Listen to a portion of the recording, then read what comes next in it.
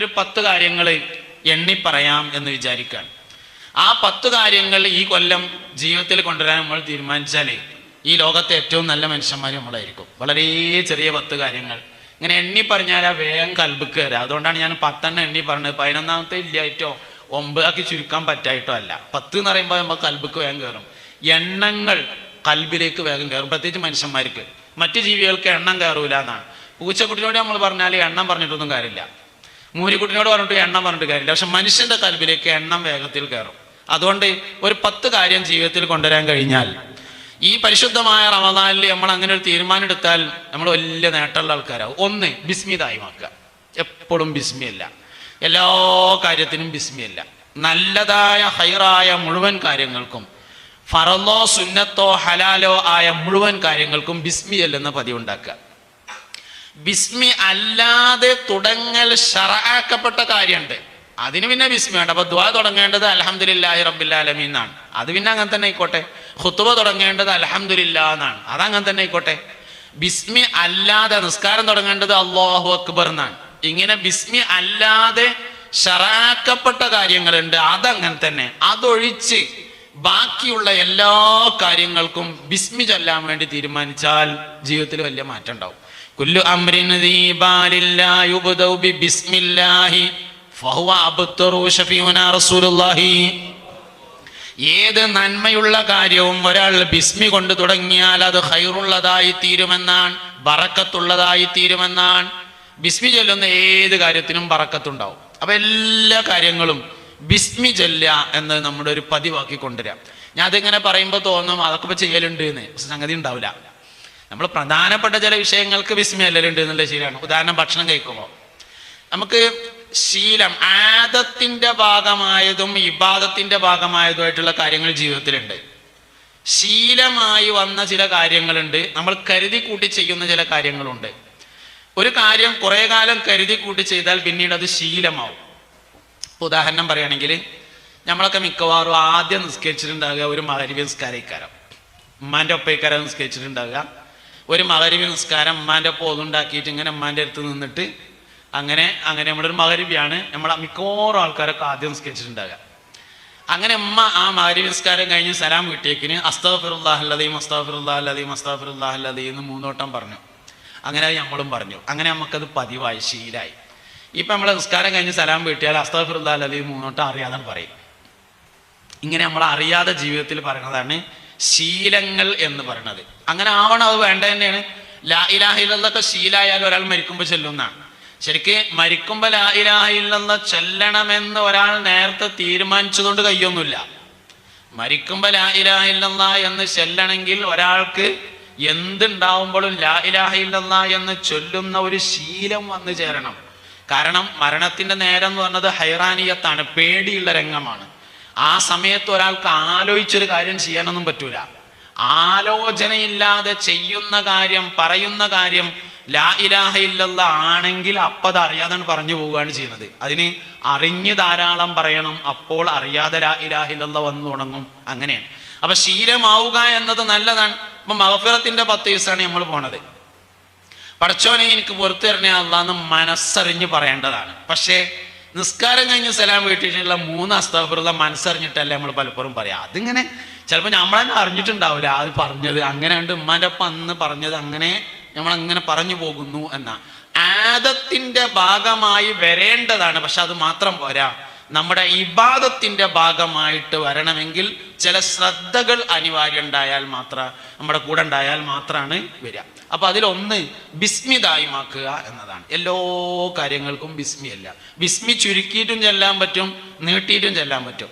ബിസ്മി നീട്ടി ചെല്ലുകയാണെങ്കിൽ ബിസ്മില്ലാഹിർ റഹ്മാനിർ റഹീം എന്ന് മുഴുവൻ ചെല്ലാം. ചുരുക്കി ചെല്ലുമ്പോൾ ബിസ്മില്ലാ എന്ന് മാത്രം ചെല്ലാം.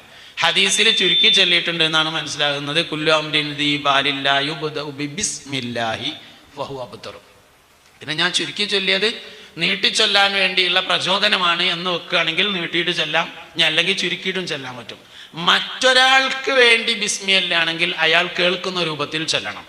ഉമ്മ കുട്ടിക്ക് വേണ്ടി ബിസ്മില്ലാണ്, അല്ലെങ്കിൽ വാപ്പ സുഖമില്ലാതെ കിടക്കുമ്പോൾ ഭക്ഷണം കൊടുത്തപ്പോൾ വാപ്പാക്ക് വേണ്ടി ബിസ്മില്ലാണ്, എന്നാൽ അത് വാപ്പ കേൾക്കുന്ന തരത്തിൽ ചൊല്ലണം. കുട്ടിക്ക് വേണ്ടി ബിസ്മില്ലാണെങ്കിൽ കുട്ടി കേൾക്കുന്ന തരത്തിൽ ചൊല്ലണം. മറ്റൊരാൾക്ക് വേണ്ടി ചൊല്ലുമ്പോൾ അയാൾ കേൾക്കുന്ന തരത്തിൽ ചൊല്ലണം. അപ്പൊ ഞാൻ പറയുന്ന ഒന്നാമത്തെ കാര്യം ബിസ്മി ദായിമാക്കുക. എല്ലാ കാര്യങ്ങൾക്കും ബിസ്മി ചൊല്ലുന്ന ഒരു ശീലം നമ്മൾ ജീവിതത്തിൽ കൊണ്ടുവരണം. രണ്ടാമത്തെ കാര്യം, പ്രധാനപ്പെട്ട എല്ലാ വിഷയങ്ങൾക്കും ഒളു ചെയ്യുക, ഒളു ഉണ്ടാക്കുക. എല്ലാ പ്രധാനപ്പെട്ട വിഷയത്തിനും. പ്രധാനപ്പെട്ട വിഷയം എന്ന് പറഞ്ഞാൽ നമ്മൾ കരുതി ചെയ്യുന്ന എല്ലാ വിഷയങ്ങളും, അത് ദുന്യവിയായ കാര്യമാണെങ്കിലും ഉഹ്റവിയായ, ഇപ്പോൾ വയലറിയാം, ഒളുവോടുകൂടെ വയലറിയാം. അങ്ങനെ ഓരോ കാര്യവും, കച്ചവടത്തിന് പോകുകയാണ് ഒളുവോടുകൂടെ പോവുക, കല്യാണ നിശ്ചയത്തിന് പോവുകയാണ് ഒളുവോടുകൂടെ പോവുക, നിക്കാഹിന് പോവുകയാണ് ഒളുവോടുകൂടെ പോവുക. നിക്കാഹിന് പുതിയാപ്പലാര് ഇറങ്ങുമ്പോൾ ഒളൊക്കെ ഉണ്ടാക്കി ഇറങ്ങുകയൊക്കെ ചെയ്യും. ദുആ കഴിഞ്ഞിട്ട് അങ്ങടനെ കാര്യം കണ്ട് ഒളു മുറിച്ചു കണ്ടു വരും. അങ്ങനെ കുഴപ്പമൊന്നുമില്ല, പിന്നെ ഒരു ഒന്നും കൂടി ഉണ്ടാക്കിയിട്ട് വന്നാൽ മതി എന്ന് മാത്രം. അപ്പൊ എല്ലാ നല്ല കാര്യങ്ങൾക്കും, ദുന്യവിയാവട്ടെ ഉഹ്റവിയാവട്ടെ, എല്ലാ നല്ല കാര്യങ്ങൾക്കും ബിസ്മിയല്ല. ഓട്ടോറിക്ഷയിട്ട് അങ്ങാടിയിൽ ഓടുന്ന ആളാണ്, രാവിലെ ഓട്ടോറിക്ഷ എത്തുങ്ങാണ്ട് ഇറങ്ങുമ്പോൾ ഒരു ബിസ്മി കൊണ്ട് ഇറങ്ങാം. അങ്ങനെ ഞാൻ എണ്ണി പറയണ എന്തിനാ വെച്ചാൽ, എന്നാലേ നമുക്ക് എവിടെയെങ്കിലും ഒരു കുളത്ത് കിട്ടുള്ളൂ. ഇന്നെ പറ്റി തന്നെ പറഞ്ഞതും തോന്നണം, എന്നാലേ കാര്യം ഉണ്ടാവുള്ളൂ എന്നുള്ളതാണ്. ഒരു ആരെ പറ്റിയിട്ടോ പറയുന്നുണ്ടെന്ന് തോന്നിയിട്ടൊരു പ്രയോജനം ഉണ്ടാവില്ല. എനിക്ക് ഇന്നെ പറ്റിയാന്ന് തോന്നണം, നിങ്ങൾക്ക് നിങ്ങളെ പറ്റിയാന്ന് തോന്നണം. അപ്പോഴാണ് ഈ പറഞ്ഞുകൊണ്ടൊരു കാര്യം ഉണ്ടാവുക. അതുകൊണ്ടാണ് ഇപ്പോൾ രാവിലെ പീടി ഉറക്കാൻ പോവുകയാണെങ്കിൽ ഒളുവോടുകൂടെ പോയിട്ട് പീടി ഉറക്കുക.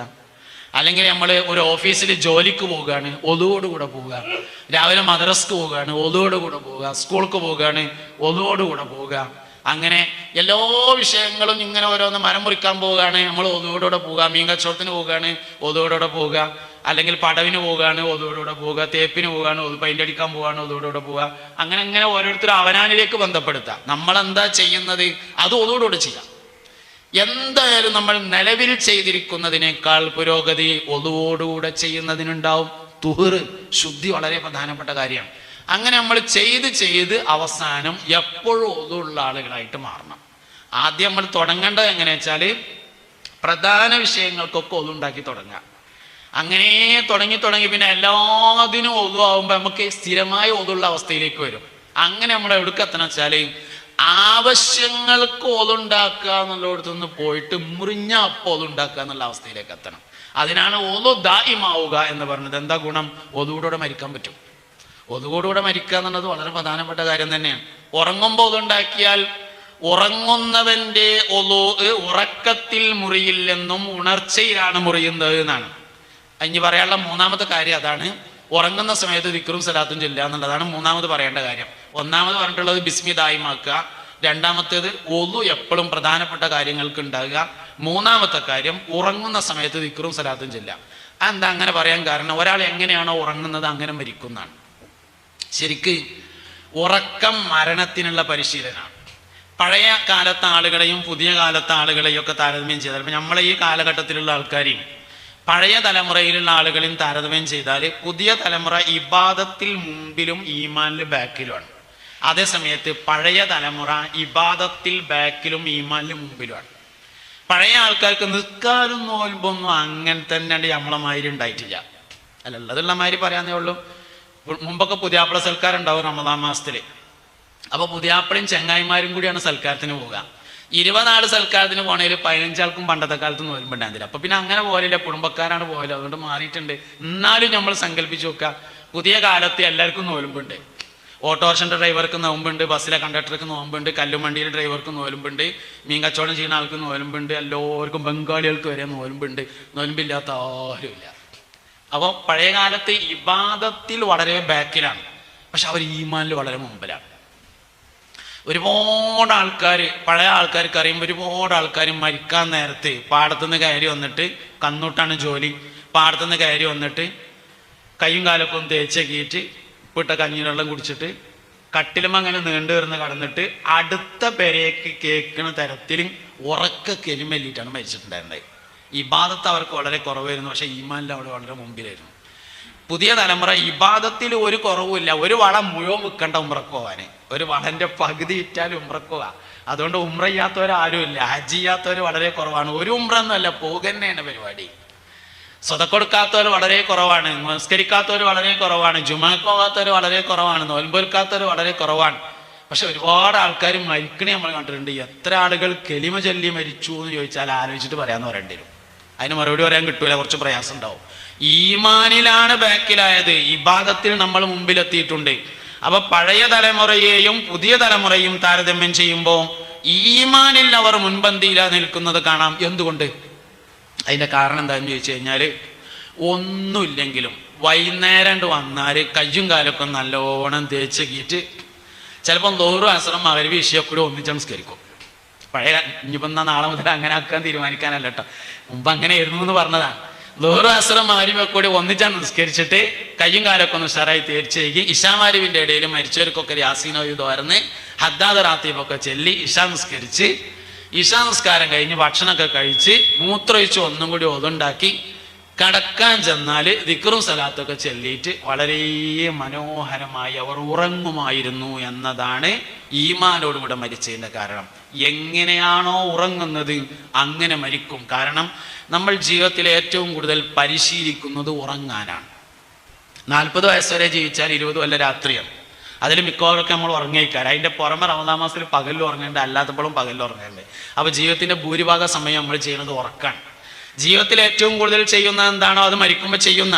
അതുകൊണ്ട് നമ്മൾ ഏറ്റവും കൂടുതൽ പരിശീലനം നേടുന്നത് ഉറങ്ങാനാണ്. അതിനാൽ എങ്ങനെയാണോ ഉറങ്ങുന്നത് അങ്ങനെ മരിക്കും.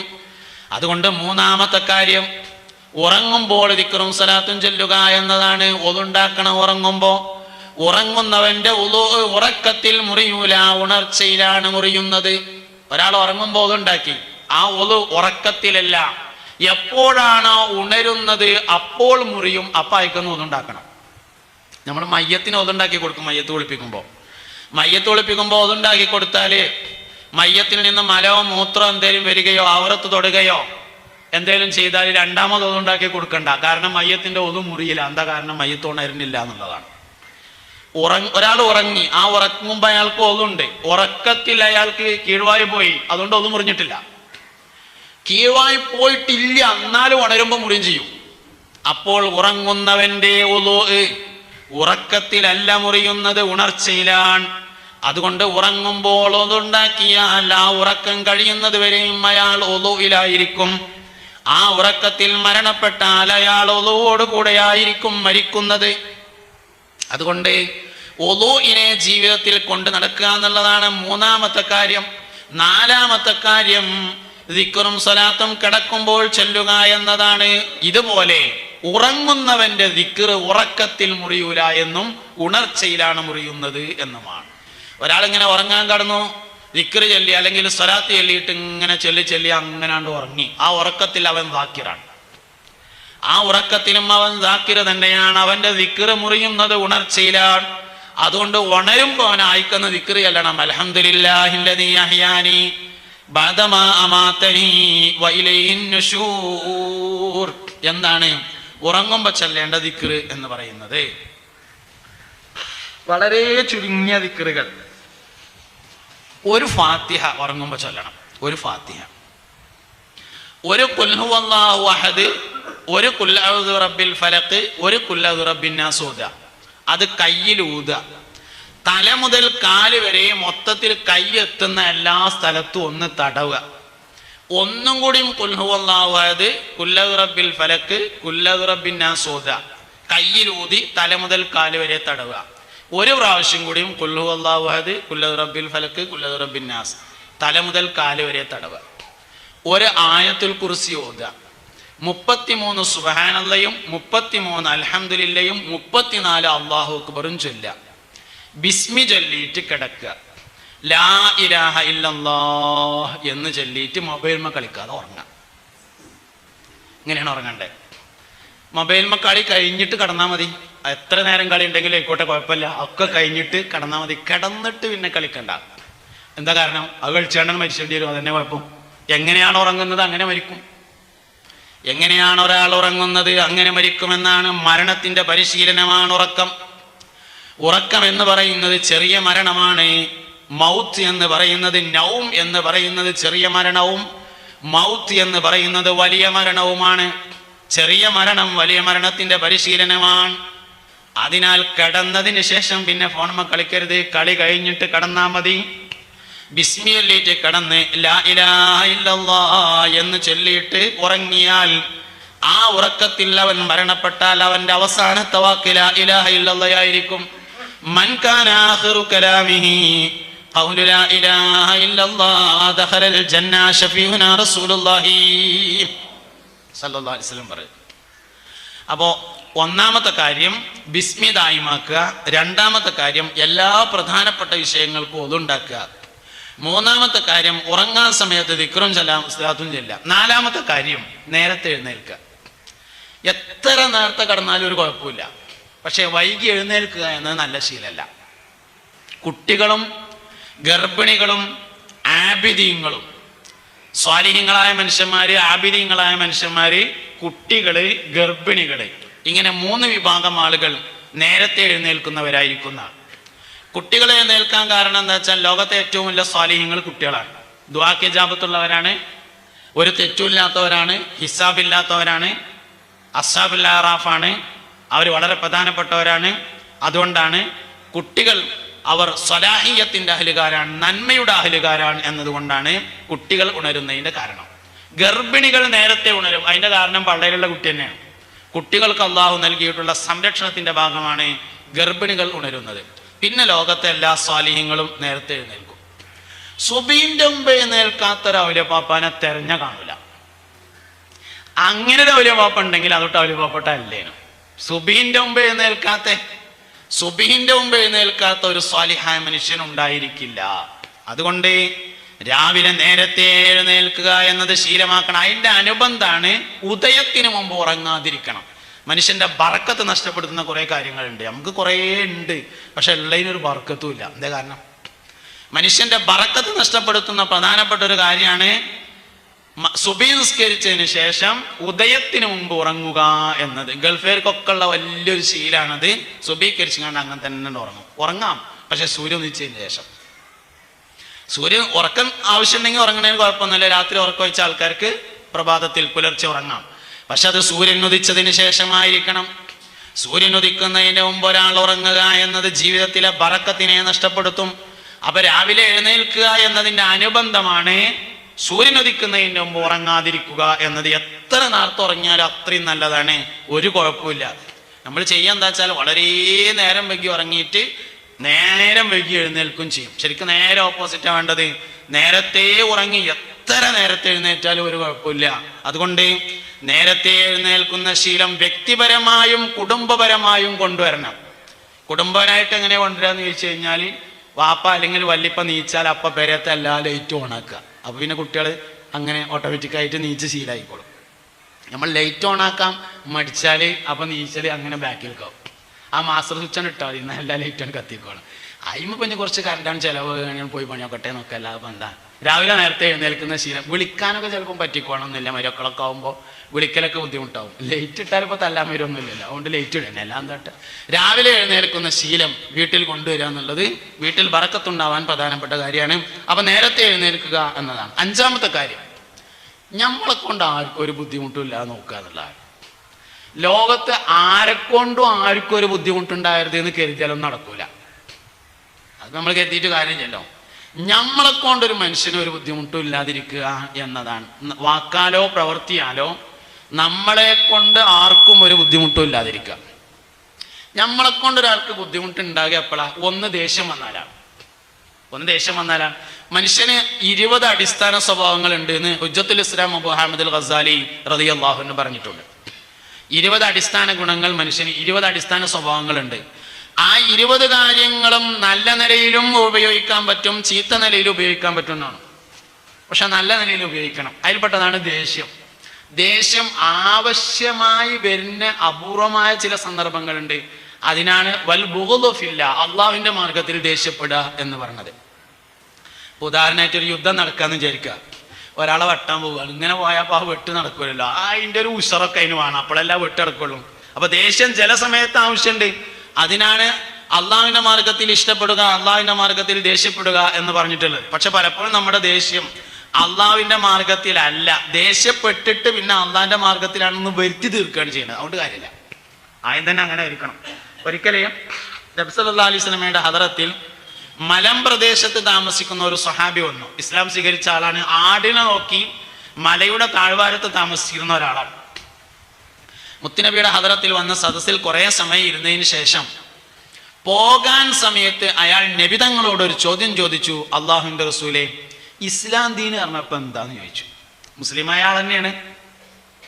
പിന്നെ എന്താ ചോദ്യം എന്ന് ചോദിച്ചാൽ അതിന്റെ മുമ്പർക്ക് എന്താണ് ഉദ്ദേശം എന്താ വെച്ചാൽ, ഒന്നിങ്ങനെ എപ്പോഴും വരാൻ കഴിയൂല, കുറെ ആടുകളൊക്കെ ഉള്ളതാണ്, നോക്കാരേലും ഏൽപ്പിച്ചിട്ട് വേണം പോരണമെങ്കിൽ.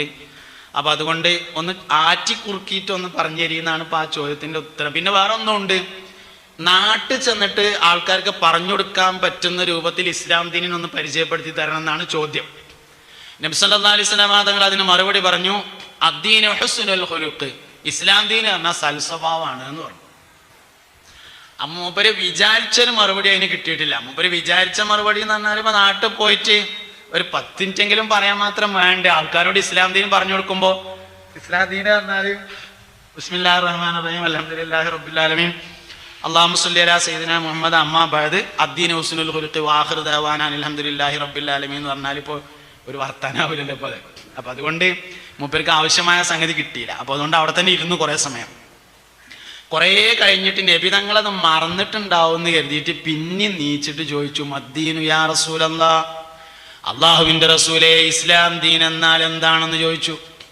മുത്തുനബി സല്ലല്ലാഹു അലൈഹി വസല്ലം പിന്നെ അങ്ങനെ മറക്കണ ആളൊന്നുമല്ലല്ലോ. അപ്പൊ അതുകൊണ്ട് ഭയ മറുപടി തന്നെ പറഞ്ഞു, അദ്ദീനു ഹുസ്നുൽ ഖുലുഖ്, ദീൻ എന്നാൽ സൽസ്വഭാവമാണ് എന്ന് പറഞ്ഞപ്പോൾ അയാൾ അവിടെ തന്നെ ഇരുന്നു. കുറെ സമയം കഴിഞ്ഞ് മൂന്നാമതും ആവർത്തിച്ചു, മദ്ദീനു യാ റസൂലല്ലാഹ്, അള്ളാഹുവിന്റെ റസൂലേ, ഇസ്ലാം ദീൻ എന്നാൽ എന്താണെന്ന് ചോദിച്ചു. മൂന്നാമതും പുന്നാര നബി സല്ലല്ലാഹു അലൈഹി വസല്ലം തങ്ങൾ പറഞ്ഞു, അദ്ദീനു ഹുസ്നുൽ ഖുലുഖ്, ദീൻ എന്നാൽ സൽസ്വഭാവമാണ് എന്ന് പറഞ്ഞു. അപ്പൊ ഞങ്ങൾക്ക് ഇതിന്റെ അപ്പുറത്തേക്ക് ഇനി ഒന്നും കിട്ടൂല എന്ന് ഉറപ്പായി. ഇന്നിപ്പോ ഇതേ കിട്ടുള്ളൂ, ഇനി എത്ര ചോദിച്ചാലും ഇന്ന് ഇതേ കിട്ടുള്ളൂ എന്ന് ഉറപ്പായപ്പോ അയാള് പോകാൻ വേണ്ടി ഒരുങ്ങി. പോകാണ് എന്ന് കണ്ടപ്പോ മുത്തുനബി ഇങ്ങോട്ട് തന്നെ വിളിച്ചു സല്ലല്ലാഹു അലൈഹി വസല്ലം, ഇവിടെ വായിച്ചു പോവുക, വമാ ഹുസ്നുൽ ഖുലുഖ്, സൽസ്വഭാവം എന്നാൽ എന്താണെന്ന് നിനക്ക് മനസ്സിലായോ എന്ന് ചോദിച്ചു. ഇസ്ലാം ദീൻ പറഞ്ഞാൽ സൽസ്വഭാവമാണ്. സൽസ്വഭാവം എന്ന് പറഞ്ഞാൽ എന്താണോ എന്ന് മനസ്സിലായോ എന്ന് ചോദിച്ചപ്പോ പറഞ്ഞു, അല്ലാഹു റസൂലു ആലം, അള്ളാഹുവിനും അവന്റെ റസൂലിനും അറിയാമെന്ന് പറഞ്ഞു, ലാ തഗ്ളബ് അഹദ, നിനക്ക് ആരോടും ദേഷ്യം വരാതിരിക്കുന്നതിന്റെ പേരാണ് സൽസ്വഭാവം. നമ്മളെ നാടൻ മലയാളത്തിൽ പറഞ്ഞാല് അനക്ക് ഈറ പിടിച്ചാതിരിക്കണതിനാണ് സൽസ്വഭാവം എന്ന് പറഞ്ഞത്. നമ്മളെ പറ്റൊന്ന് ആലോചിക്കാം. സ്വാഭാവികമായിട്ട് അവസാനത്തെ പത്തേക്ക് കിടന്നാൽ ഈറ കൂടും, അങ്ങനെയാണ്. അവസാനത്തെ പത്തേക്ക് റമദാൻ പകുതി കഴിഞ്ഞ അവസാനത്തേക്ക് വെച്ചാൽ പിന്നെ ദേഷ്യം ഇങ്ങനെ കൂടി വരിക. പിന്നെ കണ്ടതിനൊക്കെ ദേഷ്യം. ഫാൻ ഇട്ടാലും പറ്റൂല, ഫാൻ ഇട്ടില്ലെങ്കിൽ പറ്റൂല, എ സി ഇട്ടാൽ പറ്റൂല, എ സി ഇട്ടില്ലെങ്കിൽ പറ്റൂല, ചായയിൽ ചൂട് ഏറിയാൽ പറ്റൂല, ചൂട് കുറഞ്ഞാൽ പറ്റൂല, കറിയിൽ ഉപ്പ് ഏറിയാൽ പറ്റൂല. ഇങ്ങനെ എല്ലാവരും അവനെ പറ്റി ആലോചിക്കാം. നമുക്ക് ഈറ പിടിച്ചിട്ടുണ്ടോ? നമ്മൾ സൽസ്വഭാവിയല്ല. അല്ല, നമുക്ക് ഈറ വരുന്നില്ല, എന്നാലും നമ്മൾ സൽസ്വഭാവിയാണ്. അവനാനെ പറ്റി ആലോചിക്കാനുള്ളതാണ്. അല്ലാതെ ഇത് പറയുമ്പോഴുള്ളൊരു പ്രശ്നം എന്താ വെച്ചാൽ, അപ്പോ പിന്നെ മൂപ്പരൊന്നും സൽസ്വഭാവം മൂപ്പരിലേക്കാണ് ആലോചിക്കുക, അവനിലേക്ക് നമ്മൾ ആലോചിക്കൂല എന്നുള്ളതാണ്. നമ്മൾ മറ്റൊരാളെ പറ്റി ആലോചിച്ചിട്ടൊരു പ്രയോജനമില്ല. നമ്മളെ പറ്റി ആലോചിക്കാം. ഞമ്മക്ക് ഈറ വരുന്നുണ്ടോ? നമ്മൾ സൽസ്വഭാവിയല്ല. ഞമ്മക്ക് ഈറ വരുന്നില്ലേ? നമ്മൾ സൽസ്വഭാവിയാണ്. അതാണ് ലാ തഗ്ളബ് അഹദ, നിനക്കാരോടും. അപ്പൊ നമ്മളെ കൊണ്ട് മറ്റൊരാൾക്ക് ബുദ്ധിമുട്ടുണ്ടാകുന്നത് നമുക്ക് ദേഷ്യം വന്നാലാണ്. എന്നെ ആർക്കും ദേഷ്യം പിടിപ്പിക്കാൻ കഴിയില്ലെന്ന് ഞാൻ തീരുമാനിച്ചാൽ, എന്നെ ആർക്കും ദേഷ്യം പിടിപ്പിക്കാൻ കഴിയില്ല. പിന്നെ എന്തുകൊണ്ടാണ് കഴിയുന്നത്? നമ്മൾ ആദ്യം തന്നെ തീരുമാനിച്ചു വെച്ചിട്ടാണ്. ഞാനേ വാപ്പല്ലിപ്പായിട്ട് വലിയ ദേഷ്യമുള്ള ആളാ, അതുകൊണ്ട് എനിക്ക് ദേഷ്യം പിടിക്കുമെന്ന് ഞാൻ ആദ്യം തീരുമാനിച്ചു വെച്ചു. അതുകൊണ്ടാണ് നമുക്ക് ഈറുന്നതിൻ്റെ കാരണം. എനിക്ക് പ്രഷർ കൂടുതലാണ്, അതുകൊണ്ട് ഞങ്ങൾക്ക് നല്ലോണം ദേഷ്യം വരുമെന്ന് നമ്മൾ ആദ്യം തീരുമാനിച്ചു വെച്ചിരിക്കുകയാണ്. ഞാൻ പ്രഷറിന്റെ കുറേ ബുക്കുകൾ വായിച്ചു നോക്കിയിട്ടുണ്ട്. എവിടെയെങ്കിലും പ്രഷർ കൂടിയാൽ ഈറടിച്ചൊന്നുണ്ടോ നോക്കാൻ വേണ്ടിയിട്ട് ഇതുവരെ കണ്ടിട്ടില്ല. പ്രഷർ കൂടിയതുകൊണ്ട് ദേഷ്യം വരുമെന്ന് എവിടെയും കണ്ടിട്ടില്ല. അതൊരു ന്യായം പറച്ചിലാണ് യഥാർത്ഥത്തിൽ. അതൊക്കെ മനുഷ്യന്മാരെ മേക്കെട്ട് കയറാനുള്ള ഐഡിയ എന്നല്ലാതെ ഒന്നുമല്ല. ഞാൻ ഒരുപാട് ബുക്ക് വായിച്ചിട്ടുണ്ട്. ഇതുണ്ടോ നോക്കാനായിട്ട് നെറ്റിലൊക്കെ കുറേ സെർച്ച് ചെയ്ത് നോക്കിയിട്ടുണ്ട്. സംഭവം ഇല്ല കേട്ടോ. പ്രഷർ കൂടിയാൽ ഈറ വരുന്ന എവിടെയില്ല. അത് നമ്മൾ ആദ്യം തീരുമാനിച്ചതാണ്. എനിക്ക് പ്രഷർ കൂടുതലാണ്, അതുകൊണ്ട് എനിക്ക് ഈറ വരുന്ന ആദ്യം തീരുമാനിച്ചു വെച്ചിട്ട് പിന്നെ നമുക്ക് ഈറ ഒഴിക്കുമ്പോൾ പ്രഷർക്ക് അങ്ങനെ വരവെക്കാണ്. അങ്ങനെ സംഭവമില്ല. അതുകൊണ്ട് എന്നെ ആർക്കും ദേഷ്യം പിടിപ്പിക്കാൻ കഴിയില്ലെന്ന് ഞാൻ അങ്ങോട്ട് തീരുമാനിച്ചു കഴിഞ്ഞാൽ പിന്നെ ആർക്കും ദേഷ്യം പിടിപ്പിക്കാൻ കഴിയില്ല. ദേഷ്യം വന്നാലാണ് പെരുമാറ്റം മോശമാകുക. അതുകൊണ്ട് നമ്മളെ കൊണ്ടാർക്കും ഒരു ബുദ്ധിമുട്ടുമില്ലാതിരിക്കണം. അതിൽപ്പെട്ട പ്രധാനപ്പെട്ട ഒരു വിഷയമാണ് മനുഷ്യരുടെ അഭിമാനത്തെ പിച്ച് ചീന്താതിരിക്കണം. അത് നമ്മളെ കൊണ്ട് വേറെ ആൾക്ക് ഉണ്ടാകുന്ന ഒരു ബുദ്ധിമുട്ടാണ്. ഒരു മനുഷ്യന്റെ അഭിമാനം. ഹജ്ജത്തുൽ വദാ ആണ് നബി സല്ലല്ലാഹു അലൈഹി വസല്ലമയുടെ ഏറ്റവും ശ്രദ്ധേയമായ ഹജ്ജ്. വിടവാങ്ങൽ പ്രസംഗം നടത്തിയ അല്യൗമ അക്മൽതു ലക്കും ദീനക്കും എന്ന ഇസ്ലാം പൂർത്തിയായി എന്ന ആയത്തിറങ്ങിയ ഹജ്ജാണ് ഹജ്ജത്തുൽ വദാ. ആ ഹജ്ജത്തുൽ വദായിൽ നബി സല്ലല്ലാഹു അലൈഹി വസല്ലമ തങ്ങളുടെ പ്രഭാഷണത്തിൽ പ്രധാനമായും പറഞ്ഞ ഒരു കാര്യം, നിങ്ങളുടെ രക്തവും നിങ്ങളുടെ അഭിമാനവും നിങ്ങൾക്കിടയിൽ പരസ്പരം ഹറാമാണ്. ഈ ദിവസം, ഈ മാസം, ഈ സ്ഥലം അതിനുള്ള പവിത്രത പോലെ. ദുൽഹിജ്ജ 9 അറഫ ദിവസത്തിൽ അറഫയിൽ വെച്ചായിരുന്നു ആ പ്രസംഗം നടന്നത്. അറഫയിൽ ദുൽഹിജ്ജ 9 ഈ ദിവസത്തിൽ, ഈ മാസത്തിൽ, ഈ സമയത്തിൽ എത്രമാത്രം പ്രത്യേകതയുണ്ടോ അതിനേക്കാൾ പ്രത്യേകത മനുഷ്യരുടെ അഭിമാനത്തിനുണ്ട് എന്നാണ്. അതുകൊണ്ട് 2 ബോധങ്ങൾ ഒരു മനുഷ്യനുണ്ടായിരിക്കണം എന്നാണ്. ഒന്ന്, നമ്മുടെ അഭിമാനത്തെക്കുറിച്ചുള്ള ബോധവും. 2, മറ്റൊരാളുടെ അഭിമാനത്തെക്കുറിച്ചുള്ള ബോധവും. ഒന്ന്, ഞാൻ ആരാണ് എന്ന തിരിച്ചറിവ്. ഒന്ന്, മറ്റുള്ളവർ ആരാണ് എന്ന തിരിച്ചറിവ്. ആദ്യം വേണ്ടത് ഞാൻ ആരാന്ന് ഓരോരുത്തരും അറിയണം. അവനാനെ പറ്റിയിട്ട് ആദ്യം അറിയണം ഞാൻ ആരാണ്. ഇപ്പൊ ഞാൻ ഡോക്ടർ സാലിം ഫൈസി കൊളത്തൂര്, ഞാൻ ഒരു ദിവസം നല്ല ടൈറ്റുള്ള ഒരു ജീൻസ് പാൻറ്റും ആ ജിമ്മിന് പോണവരൊക്കെ ഇടുന്ന മാതിരത്തെ ഒരു ജീൻസിന്റെ ഒരു പിന്നെ നല്ലൊരു ബനിയൻ, ഒരു കുപ്പായ, ഒരു ടീഷർട്ടും ഒക്കെ ഇങ്ങനെ ഇട്ടിട്ട് അങ്ങാടി കൂടെ രാവിലെ അങ്ങനെ നടക്കാൻ ഇറങ്ങിയാൽ എങ്ങനെ ഉണ്ടാവും? സംഗതി ഹറാമൊന്നും ആവൂല. അങ്ങനെ ഇശ്റാഖ് നിസ്കാരം പള്ളി കയറി കണ്ട് നിസ്കരിച്ചാലും നിസ്കാരം ശരിയാവാതിരിക്കൂല. പക്ഷെ അങ്ങനെ അങ്ങാടി കൂടെ നടന്നാൽ അടുത്തുള്ള ഹുത്ത് ബോധം വേറെ ആളെ നോക്കേണ്ടി വരും. കാരണം എന്തേ? അത് നമ്മളെ നിലവാരത്തോട് യോജിച്ചില്ല എന്നുള്ളതാണ് അതിൻ്റെ കാരണം. അപ്പോൾ ഒരു മനുഷ്യൻ ആദ്യം മനസ്സിലാവേണ്ടത് ഞാൻ ആരാകുന്നു എന്നുള്ളതാണ്. ഇതാണ് ആദ്യം മനസ്സിലാവേണ്ട കാര്യം. അത് മനസ്സിലായതിനു ശേഷം മറ്റുള്ളവർ ആരാണെന്ന് മനസ്സിലാവണം. ആദ്യത്തെ ചിലപ്പോൾ നമുക്ക് മനസ്സിലാവും, ബഹുമാനപ്പെട്ട ഞാൻ ആരാന്ന് വേഗം മനസ്സിലാവും. പക്ഷെ രണ്ടാമത്തെ അങ്ങനെ തന്നെ മനസ്സിലാവില്ല. മറ്റുള്ളവർ ആരാണ് എന്നതിനെ കുറിച്ചുള്ള ബോധമായിരിക്കണം. നമുക്ക് നാടനൊരു ഉദാഹരണം പറയാം. ഇപ്പൊ നമ്മളെ പിന്നെ ജനറൽ ബോഡി നടക്കുകയാണെന്ന് വിചാരിക്കുക. നമ്മളിപ്പോൾ എന്ത് ഉദാഹരണം പറഞ്ഞാലും പോയി നാട്ടിക്കാവുള്ളൂ, കാരണം നമ്മൾ നാട്ടുകാരായതുകൊണ്ട്. പക്ഷെ നാടിനെ ഉദ്ദേശിച്ച് പറഞ്ഞല്ല കേട്ടോ, ഒരു ഉദാഹരണം മനസ്സിലാവുന്ന ഒരു ഉദാഹരണം പറയാം. ജനറൽ ബോഡി നടക്കുകയാണ്. അപ്പോൾ കുറേ ആൾക്കാർ വരിസംഖ്യ തരാൻ ബാക്കിയുള്ളവരുണ്ട്. അപ്പോൾ അതിൻ്റെ ലിസ്റ്റൊക്കെ ഇങ്ങനെ തയ്യാറാക്കി വെച്ചിട്ടുണ്ട്. അപ്പോൾ സെക്രട്ടറി പ്രസിഡൻ്റൊക്കെ ഓരോട് ചോദിച്ചിട്ടുണ്ടാവും. അപ്പോൾ എന്തെങ്കിലുമൊക്കെ ഒരു പിന്നെ വലിയൊരുനാൾ കഴിഞ്ഞിട്ട് തരാം, അല്ലെങ്കിൽ ചെക്കൻ്റെ പൈസ വരാണ്ടോ വന്നിട്ട് തരാം, ഇങ്ങനെയൊക്കെ പറഞ്ഞിട്ടുണ്ടാവും. അപ്പം ഇങ്ങനെ ജനറൽ ബോഡി നടന്നുകൊണ്ടിരിക്കുമ്പോൾ സദസ്സെന്ന ആൾക്കാർ അല്ലെങ്കിൽ ഒരാൾ ചോദിക്കും, ആ പൈസ തരാൻ ബാക്കിയുള്ളവരെ ലിസ്റ്റ് ഒന്ന് വായിക്കണം എന്ന് പറയും. സാധാരണ നമ്മളൊക്കെ നാട്ടിൽ നടക്കുന്നൊരു കാര്യം പറയാണ്. അപ്പോൾ സെക്രട്ടറി പറയും, അതിപ്പോഴേ എല്ലാവരോടും സംസാരിച്ചിട്ടുണ്ട്, ഒക്കെ തരാമെന്ന് പറഞ്ഞിട്ടുണ്ട് പറയും. എത്ര പേര് ഈ തരാമെന്ന് പറഞ്ഞ് നടക്കുന്നത് പോലെ പേരൊന്നും വായിക്കണം, അത് വായിച്ചിട്ട് ഇനി ഇവിടെ ജനറൽ ബോഡി നടത്തിയാൽ മതി എന്നൊക്കെ പറയും. ചിലപ്പോൾ ഇവിടെ എന്താ വെച്ചാൽ മനുഷ്യൻ്റെ ഏറ്റവും വലിയൊരു ബുദ്ധിമുട്ട് പൈസൻ്റെ ബുദ്ധിമുട്ടാണ്. പള്ളിക്കത്തെ പൈസയും മദ്രസൻ്റെ പൈസയും തരാതിരിക്കാൻ എന്തായാലും കഴിയൂലല്ലോ. എന്തെങ്കിലും ഓൻ്റെ ആൾക്കാരെന്തായാലും ലാസ്റ്റ് അടക്കേണ്ടി വരും. തരാതിരിക്കാൻ എന്തായാലും കഴിയൂലല്ലോ. പിന്നെ കുറേയൊക്കെ നമ്മൾ ഇത് പരസ്യമായി വായിക്കുമ്പോൾ അവൻ്റെ അഭിമാനം നഷ്ടപ്പെടുന്നുണ്ട് എന്നൊരു ബോധം നമുക്ക് ഉണ്ടായിരിക്കണം. പിന്നെ ഒരു അഭിമാനം ഇല്ലാത്ത ചില ആൾക്കാരുണ്ടാവും, പക്ഷെ അവരെ നമ്മൾ മാറ്റി നിർത്തിയിട്ടേ ഈ വിഷയം പറയാൻ പറ്റുള്ളൂ. അത് പോയാലും കുഴപ്പമില്ല, ഞാൻ കൊടുക്കൂല എന്ന് വാശിയുള്ളവരൊക്കെ ഉണ്ടാവും. അത് പിന്നെ മാറ്റി നിർത്തിയിട്ടല്ലേ നമുക്ക് പറയാൻ പറ്റുള്ളൂ. പൊതുവെ ആൾക്കാർക്ക് പൈസൻ്റെ പല ബുദ്ധിമുട്ടുകൾ ഉണ്ടാവും. ഒരാളെ ബുദ്ധിമുട്ട് ഏറ്റവും നന്നായിട്ട് അറിയാം ഓനാണ്, മറ്റൊരാൾക്കല്ല. എൻ്റെ ബുദ്ധിമുട്ട് ഏറ്റവും നന്നായിട്ട് എനിക്ക് അറിയുള്ളൂ, വേറെ ആൾക്കറിയില്ല. അതുകൊണ്ട് തന്നെ അത് വായിക്കലല്ല പ്രധാനപ്പെട്ടത്, അത് വായിക്കാതിരിക്കലാണ്. അത് മറ്റൊരാളുടെ അഭിമാനത്തെ പിച്ച് ചീന്തലാണ്. ആ സ്ഥാനത്ത് നമ്മളായിരുന്നു എന്ന് വിചാരിക്കാം. ഞാൻ കുറച്ചുകൂടി നിങ്ങൾക്ക് മനസ്സിലാവുന്ന ഒരു ഉദാഹരണം മാറ്റി പറയാം.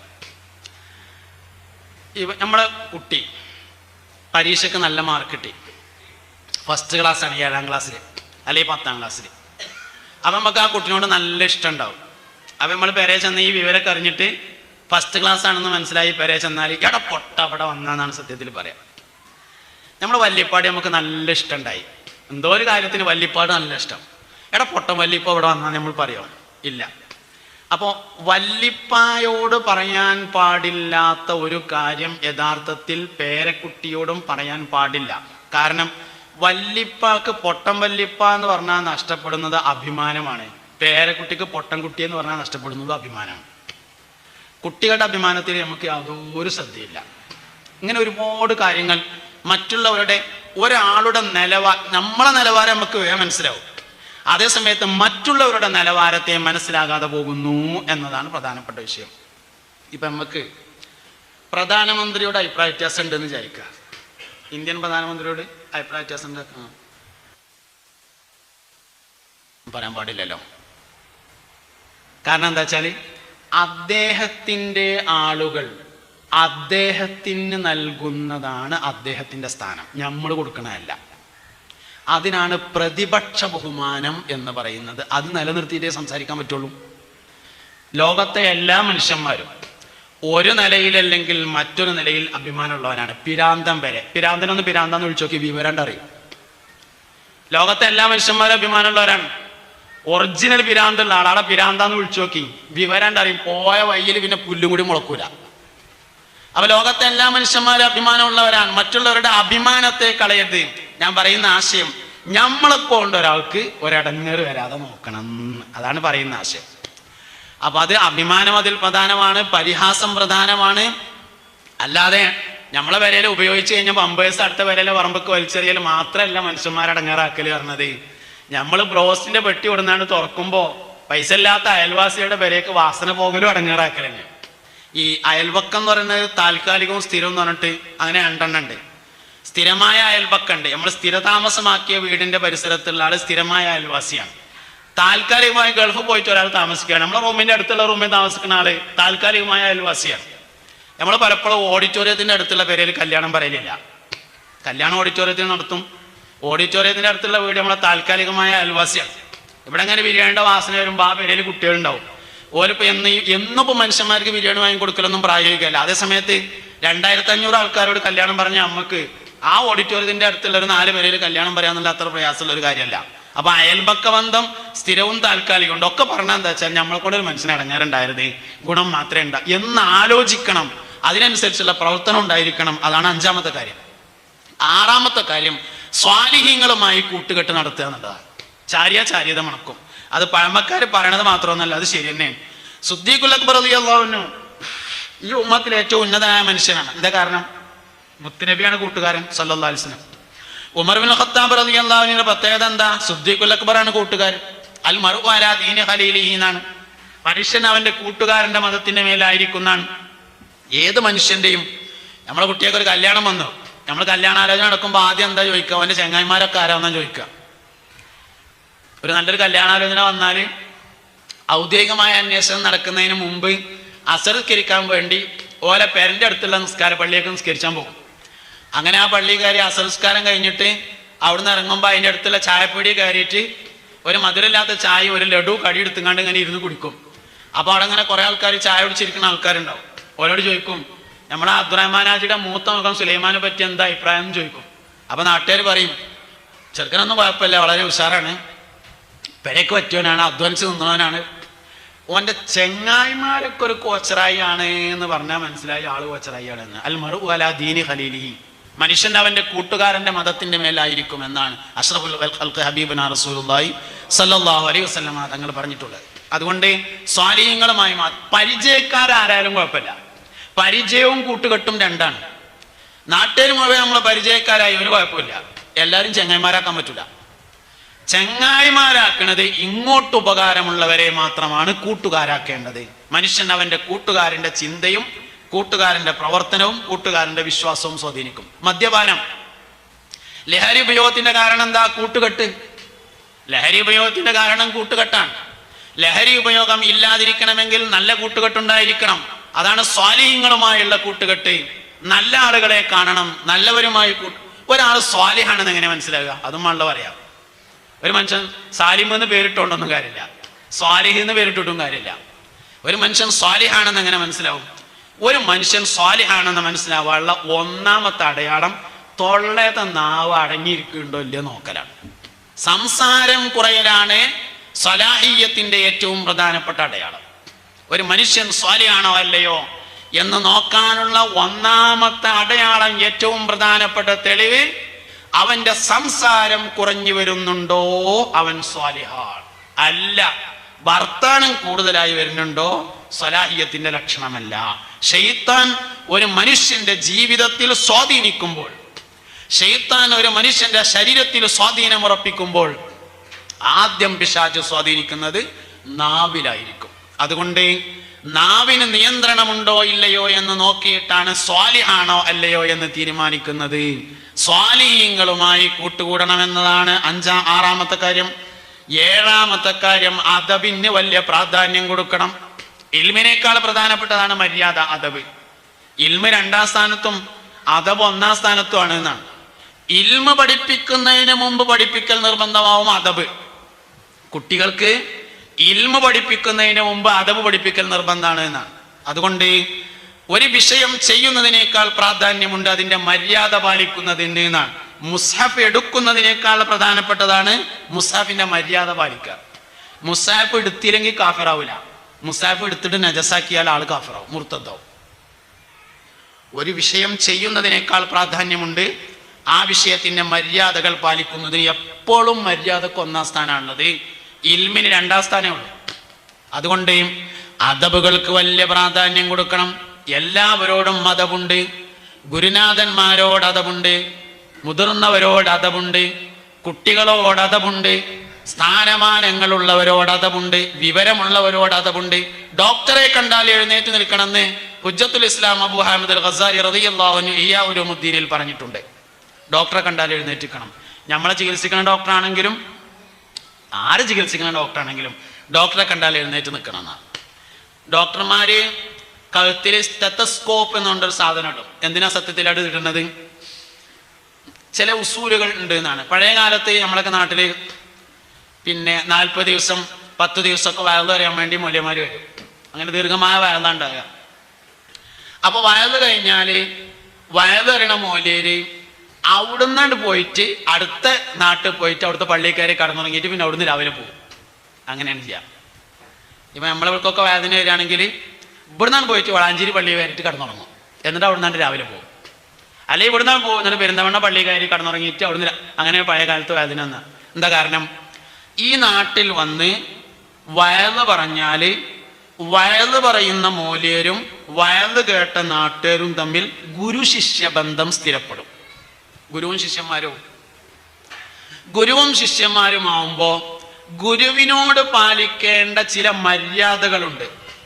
അത് പാലിക്കാൻ നാട്ടുകാർ ബാധ്യസ്ഥരാവും. പക്ഷെ പഴയ കാലം അവനാനെ കടന്നുറങ്ങാൻ സ്ഥലമില്ലാത്ത കാലമാണ്.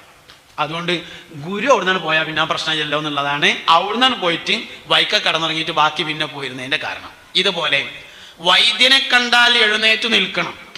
അതിന് വൈദ്യനെ കാണുമ്പോൾ വൈദ്യനാണെന്ന് അറിയണ്ടേ? അതിനാണ് സ്റ്റെത്തസ്കോപ്പ് എന്ന് പറയുന്ന സാധനം കഴുത്തിലിടുന്ന രീതി വന്നത് എന്നാണ്.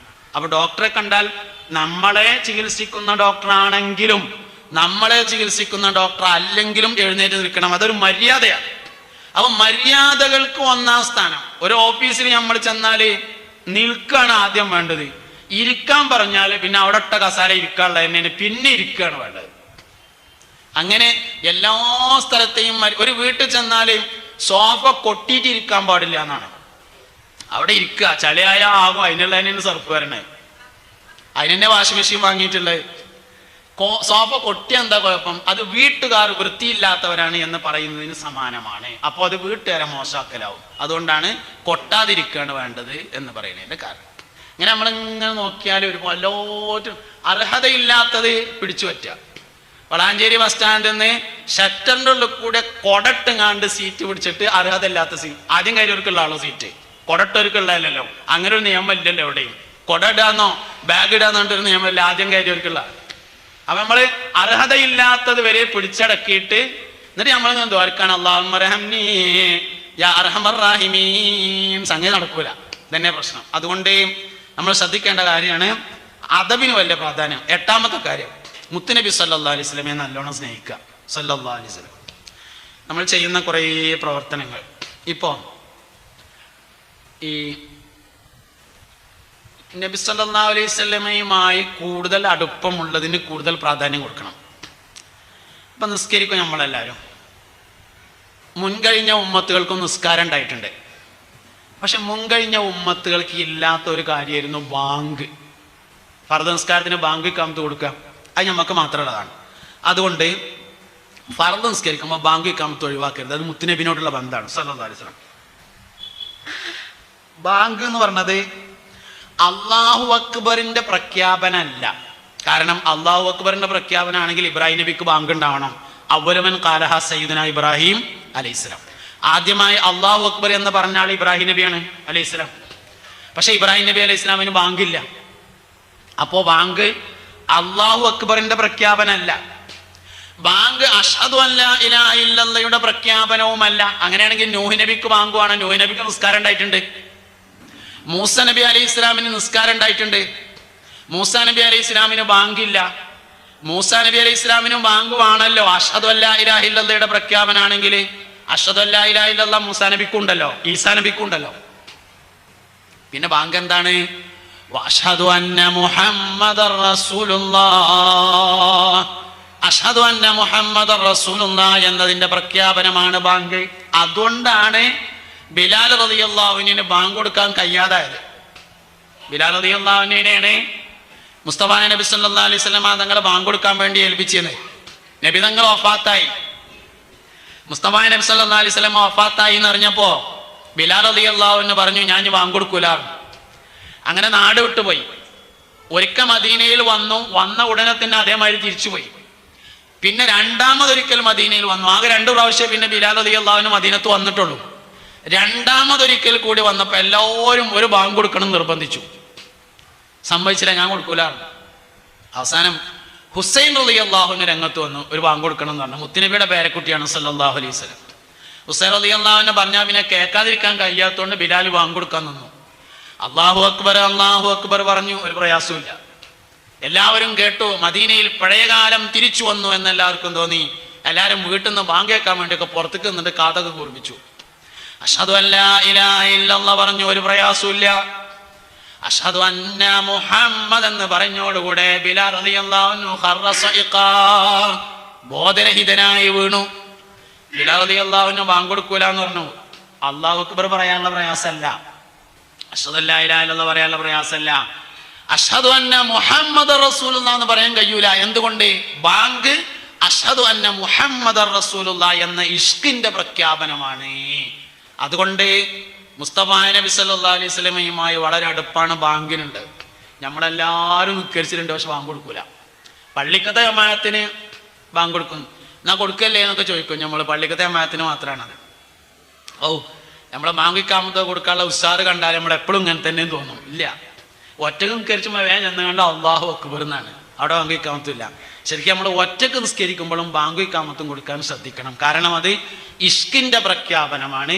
മുൻകാല ഉമ്മത്തികൾക്കില്ലാത്തതും ഈ ഉമ്മത്തിനുള്ളതുമായ പ്രത്യേകത ഉണ്ണനബി സല്ലല്ലാഹു അലൈഹി വസല്ലമയോട് അടങ്ങാത്ത താല്പര്യമാണ് എന്നതാണ്. അതുകൊണ്ട് നബി സല്ലല്ലാഹു അലൈഹി വസല്ലമയെ നന്നായി സ്നേഹിക്കണം. 9ാമത്തെ കാര്യം, ആഴ്ചയിൽ ഒരു ദിവസം മരിച്ചവർക്ക് ഒരു യാസീൻ ഓതണം. വെള്ളിയാഴ്ച രാവായ വളരെ നന്നായി. എന്തെങ്കിലും അസൗകര്യം ഉണ്ടെങ്കിൽ തിങ്കളാഴ്ച രാവിലെ മരണപ്പെട്ടവർക്ക് ഒരു യാസീൻ ഓതണം. അവർ നമ്മളൊരു യാസീൻ പ്രതീക്ഷിക്കുന്നുണ്ട്. ഒരു ദൈഫായ ഹദീസിൽ ഇങ്ങനെ റജബ് 27 ഷാബാൻ 15 വെള്ളിയാഴ്ചയുടെ ഒക്കെ രാവിലെ മരണപ്പെട്ടു പോയ ആളുകളുടെ ആത്മാവുകൾ വീടിൻ്റെ അടുക്കൽ വന്നുകൊണ്ട് ഇങ്ങനെ വിളിച്ചു പറയുമെന്ന് വന്നിട്ടുണ്ട്. വീട്ടുകാരെ, ഞങ്ങളുടെ കുടുംബക്കാരെ, ഞങ്ങളുടെ സ്വത്തുകളൊക്കെ നിങ്ങൾ ഓഹരി ചെയ്തെടുത്തു, നിങ്ങൾ ഞങ്ങളെ മറന്നോ എന്ന് റജബ് 27 രാവ്, ഷാബാൻ 15 രാവ്, വെള്ളിയാഴ്ച രാവിലൊക്കെ മരണപ്പെട്ടവരുടെ ആത്മാക്കൾ വീടിൻ്റെ വാതിൽക്കൽ വന്ന് വിളിച്ചു പറയും എന്ന് കാണാം. അപ്പം അതുകൊണ്ട് വെള്ളിയാഴ്ച രാവ് പ്രത്യേകിച്ചും പ്രധാനപ്പെട്ട ദിവസങ്ങളിലൊക്കെ മരിച്ചവർക്ക് വേണ്ടിയിട്ട് ഒരു യാസീൻ ഓതി ദ്വാരക്കുന്ന ഒരു രീതി നമ്മുടെ ജീവിതത്തിൽ കൊണ്ടുവരണം. 10ാമത്തെ കാര്യം, ഒരു 2 റക്അത്ത് തഹജ്ജുദ് കഴിക്കണം. റമദാൻ മാസം തഹജ്ജുദ് തുടങ്ങാൻ ഏറ്റവും നല്ല മാസമാണ്. കാരണം നമ്മളെല്ലാവരും സുബഹിൻ്റെ മുമ്പ് എഴുന്നേൽക്കലും എന്തായാലും അത്താഴം കഴിക്കാൻ. സുബഹി നിസ്കരിച്ചിട്ട് ഒന്നുണ്ടാക്കിയിട്ട് ഒരു 2 റക്അത്ത് നിസ്കരിച്ചിട്ട് ഒന്ന് നല്ലോണം അവനാൻ്റെ സ്വന്തം കാര്യത്തിന് ദ്വാരക്കുക. ദ്വാൻ്റെ കാര്യത്തിൽ നമ്മൾ വളരെ പിഷ്കന്മാരാണ്. സ്വന്തം ദ്വാ, അവനാന് വേണ്ടി ദ്വാരക്കുന്ന കാര്യത്തിൽ മനസ്സറിഞ്ഞ് ആരും അറിയാതെ അള്ളാഹു നമ്മൾ മാത്രം അറിയുന്ന തരത്തിലുള്ള ദ്വായുടെ കാര്യത്തിൽ നമ്മൾ വളരെ പിഷ്കന്മാരാവാറുണ്ട്. അപ്പം അതുകൊണ്ട് ഒരു 2 റക്അത്ത് തഹജ്ജുദ് നിസ്കാരം ശീലമാക്കിയാൽ, മുസ്തഫ നബി സല്ലല്ലാഹു അലൈഹി വസല്ലം തങ്ങൾക്ക് ഫർദ് നിസ്കാരം നിർബന്ധമാകുന്നതിന് മുമ്പ് അല്ലാഹു തആല തഹജ്ജുദ് നിസ്കാരം നിർബന്ധമാക്കിയിട്ടുണ്ട്. വമിനൽ ലൈലി ഫതഹജ്ജദ് ബിഹി നാഫിലതൻ ലക അസാ അൻ യബ്അസ്ക റബ്ബുക മഖാമൻ മഹ്മൂദ. യാ അയ്യുഹൽ മുസമ്മിൽ ഖുമിൽ ലൈല ഇല്ലാ ഖലീല നിസ്ഫഹു അവ ഇൻഖുസ് മിൻഹു ഔ സിദ് അലൈഹി വറത്തിലിൽ ഖുർആന തർത്തീല. ഫർദ് നിസ്കാരം നിർബന്ധമാകുന്നതിന് മുമ്പ് നബി സല്ലല്ലാഹു അലൈഹി വസല്ലം തങ്ങൾക്ക് അള്ളാഹു തഹജ്ജുദ് നിസ്കാരം നിർബന്ധമാക്കി. നമുക്ക് തഹജ്ജുദ് നിസ്കാരം സുന്നത്തേ ഉള്ളൂ, വളരെ പ്രധാനപ്പെട്ട സുന്നത്താണ്. മുത്തുനബി സല്ലല്ലാഹു അലൈഹി വസല്ലം തങ്ങൾക്ക് തഹജ്ജുദ് നിസ്കാരം നിർബന്ധമായിരുന്നു. അതുകൊണ്ട് ഒരു 2 റക്അത്ത്. തീരെ ഉറങ്ങാത്ത ആളുകൾക്കും രാത്രിയുടെ ആദ്യത്തെ 2 ഭാഗം, രാത്രിയെ 3 ഭാഗമാക്കി ആദ്യത്തെ 2 ഭാഗം അല്ലെങ്കിൽ രാത്രി പകുതി കഴിഞ്ഞതിന് ശേഷം തഹജ്ജുദ് നിസ്കരിക്കാവുന്നതാണ്. പക്ഷെ അതിന് പേരിൽ വ്യത്യാസമുണ്ട്. ഉറങ്ങിയതിന് ശേഷം നിസ്കരിക്കുന്നതിന് തഹജ്ജുദ് എന്നും ഉറങ്ങാതെ നിസ്കരിക്കുന്നതിന് ഖിയാമുൽ ലൈൽ എന്ന് പറയും. 2 മുത്തലക്കായ സുന്നത്ത് നിസ്കാരമാണ്. അപ്പോൾ 2 റക്അത്ത്. ഉറങ്ങാത്തവരാണെങ്കിലും വാച്ച്മാനാണ് ഒരാൾ വിചാരിക്കുക, അയാൾക്ക് ഉറങ്ങാൻ പറ്റൂലല്ലോ, ഉറങ്ങിയാൽ ജോലി പോകുമല്ലോ, അപ്പോഴും വേണ്ട നിസ്കരിക്കുക. അപ്പോൾ രാത്രി പകുതി കഴിഞ്ഞാൽ നിസ്കരിക്കുക, അല്ലെങ്കിൽ രാത്രിയുടെ 1/2 ഭാഗം കഴിഞ്ഞതിന് ശേഷം നിസ്കരിക്കുക, അല്ലെങ്കിൽ ഉറങ്ങിയതിന് ശേഷം എഴുന്നേറ്റിട്ട് ഒരു 2 റക്അത്ത് നിസ്കരിച്ചിട്ട് മനസ്സറിഞ്ഞ് ദ്വാരക്കുക. ഒന്ന് ആക്വത്ത് നന്നാവാനാണ് ദ്വാരക്കേണ്ടത്. എപ്പോൾ ദ്വാരക്കാണെങ്കിലും ഏറ്റവും പ്രധാനപ്പെട്ട ഒരു ദ്വാ ആക്വത്ത് നന്നാവാനാണ്. പിന്നെ പ്രധാനമായും ദ്വാരക്കേണ്ടത് ഈമാൻ സ്ഥിരപ്പെട്ട് നിലനിൽക്കാൻ വേണ്ടിയിട്ടാണ്. കടം വീടുക എന്നുള്ളത് വളരെ പ്രധാനപ്പെട്ട ഒരു കാര്യമാണ്. അങ്ങനെയുള്ള ജീവിതത്തിലെ എല്ലാ പ്രധാനപ്പെട്ട വിഷയങ്ങളും മക്കൾ സ്വാലിഹ്യങ്ങളാകുക എന്നുള്ളത് വളരെ പ്രധാനപ്പെട്ട കാര്യമാണ്. അങ്ങനെ പ്രധാനപ്പെട്ട കാര്യങ്ങളൊക്കെ മനസ്സിൽ സൂക്ഷിച്ച് അതിനു വേണ്ടി സ്വകാര്യതയിൽ ദുആ ചെയ്യാൻ വേണ്ടി നമ്മൾ കണ്ടെത്തുന്ന ഒരു സമയമായി തഹജ്ജുദ് നിസ്കാരത്തിൻ്റെ ശേഷമുള്ള സമയം മാറ്റണം. 10 കാര്യങ്ങളാണ് ഞാൻ പറഞ്ഞത്. 10ഉം ജീവിതത്തിൽ കൊണ്ടുവരാൻ വേണ്ടി പറ്റുന്നതാണ്. 1 ബിസ്മി ദായിമാക്കുക, 2 ഒളു, പ്രധാനപ്പെട്ട എല്ലാ വിഷയങ്ങൾക്കും ഒളു ഉണ്ടാക്കുക, 3 കിടക്കുമ്പോൾ ദിക്റും സലാത്തും ചൊല്ലുക, 4-മത്തേത് നേരത്തെ എഴുന്നേൽക്കുക, 5-മത്തേത് ആരെയും നമ്മളെ ബുദ്ധിമുട്ടിക്കാതിരിക്കുക, 6-മത്തേത് സ്വാലിഹ്യങ്ങളുമായുള്ള അടുപ്പം സൂക്ഷിക്കുക, 7-മത്തേത് അദബിന് വലിയ പ്രാധാന്യം കൊടുക്കുക, 8-മത്തേത് മുത്തുനബിനെ നല്ലോണം സ്നേഹിക്കുക സല്ലല്ലാഹു അലൈഹി വസല്ലം, 9-മത്തേത് ആഴ്ചയിൽ ഒരിക്കൽ മരിച്ചവർക്ക് യാസീൻ ഓതി ദ്വാരക്കുക, 10-മത്തേത് ഒരു 2 റക്അത്ത് തഹജ്ജുദ് നിസ്കരിച്ചിട്ട് സ്വന്തം കാര്യത്തിനൊന്ന് നല്ലോണം ദ്വാരക്കുക. അള്ളാഹു തൗഫീഖ് നൽകി അനുഗ്രഹിക്കട്ടെ.